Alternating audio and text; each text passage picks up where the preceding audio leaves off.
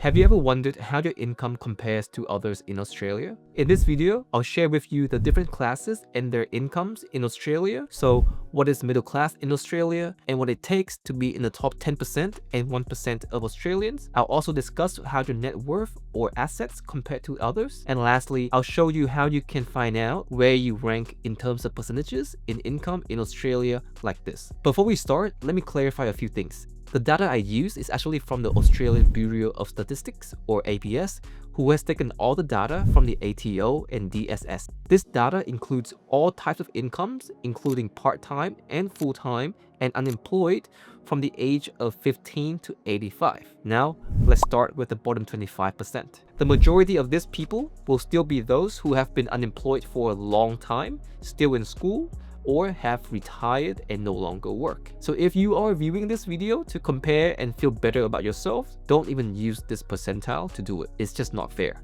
With the bottom 25%, they are earning anywhere from $0 to $20,000 a year before tax income. Next up, the one that you probably care the most about, the average Australian income. In this case, we are using the median or 50th percentile to avoid outliers skewing our data. However, this one is a bit tricky still. The data from ABS actually still includes the unemployed and the part-time workers, so this number is a lot lower than it actually is or what you actually would expect. It's standing at $38,462. However, if you only consider full-time workers, then the median is $88,920. This is one high number, isn't it? Six figures earnings used to be the goal of most people. Now, it's just the average. If you earn six figures and were trying to use this video to cheer yourself up, I'm sorry to disappoint. The reality is, with the large wealth inequality we have today, it's extremely difficult to make it in this world without having your own business, have a lot of investments, or be the top in your field. That's why if you haven't yet, or you would like to learn more about personal finance,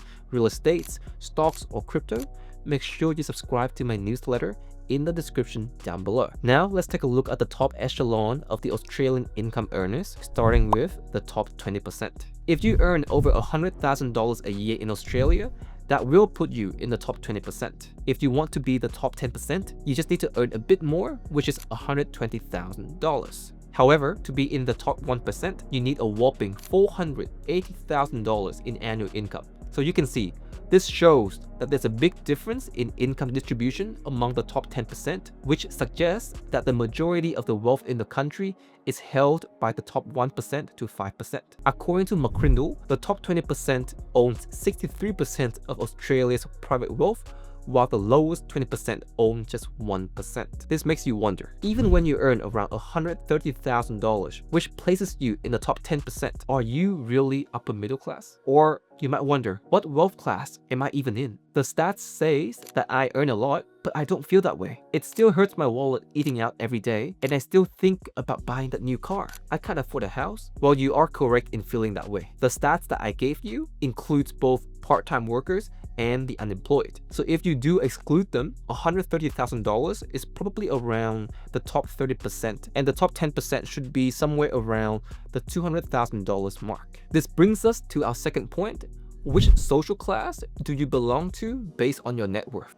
According to Felix Dennis, one of the world's greatest entrepreneurs who wrote the bestseller book, How to Get Rich, because of how the wealth gap is so big right now, especially between the top 1% and top 10%, plus how high and expensive things can cost in the real world, a new graph and a new social class diagram needs to be created to really understand the different social classes. He has created this new diagram and this new graph for different social classes based off the definition of rich being enough to live where you want, to go where you want, to do what you want, to meet who you want whenever you want, and the option of not having to be in any particular place on any particular day doing any particular thing in order to pay the rent or the mortgage. Based on that, here is a graph. If your net worth or total value of your assets is less than $500,000, you're poor. Anywhere between $500,000 and $2 million, that's middle class. Now this sounds a bit more humbling, isn't it? To me, this is quite true. When you're within this range, you feel like you have enough to not feel like you might starve or go homeless, but you can't really travel freely whenever you want, quit your job whenever. You're still stuck paying your mortgage. Upper middle class is $2 million to $4 million.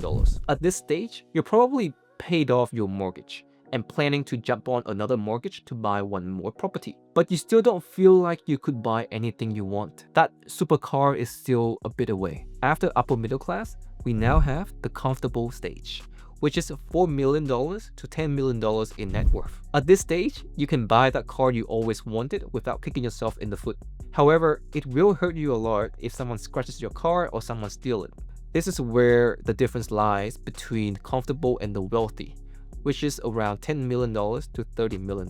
When you're at this stage, you don't care much about what happens to your one car. You now have multiple houses and you value time a lot more than money. You now go around and you tell people money doesn't really mean much and it's all about the people who makes your life wonderful. Then comes the lesser rich, at $30 to $80 million.